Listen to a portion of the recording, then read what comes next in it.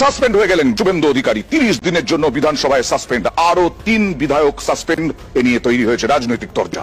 এই মুহূর্তের বড় খবরে নজর রাখবো, বিধানসভা থেকে শুভেন্দু অধিকারী সাসপেন্ড। বিজেপির বিতর্কিত নেতা শুভেন্দু অধিকারীকে 30 দিনের জন্য ভারতীয় বিধানসভা থেকে সাসপেন্ড করা হয়েছে। এবার শুভেন্দু অধিকারীর মুখে রীতিমতো কোর্শের সজোরে থাপ্পড় দিল ভারতের সংখ্যালঘু মুসলিম সম্প্রদায়ের ভাইরা।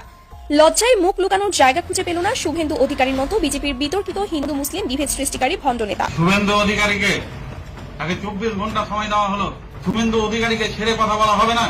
শুভেন্দু অধিকারী আবার তিনি হিন্দু মুসলমানের কাজ খেয়েছে পশ্চিমবাংলায়। এবার কি তবে ভারতে নরেন্দ্র মোদীর পালা? যে হারে পুরো ভারত জুড়ে দুর্নীতি চলছে, তাতে এই আন্দোলন যে কোনো মুহূর্তে নরেন্দ্র মোদী সরকারের পতনের এক বিশাল গণ অভ্যুত্থানে রূপ নিতে পারে। আগামী কয়েক মাসের মধ্যেই হয়তো ভারতের রাজনৈতিক মানচিত্রে এক বিশাল এবং অভাবনীয় পরিবর্তন আসতে যাচ্ছে এবং জনতার রুদ্ধ রোষের মুখে মোদীকেও ক্ষমতা ছেড়ে পালাতে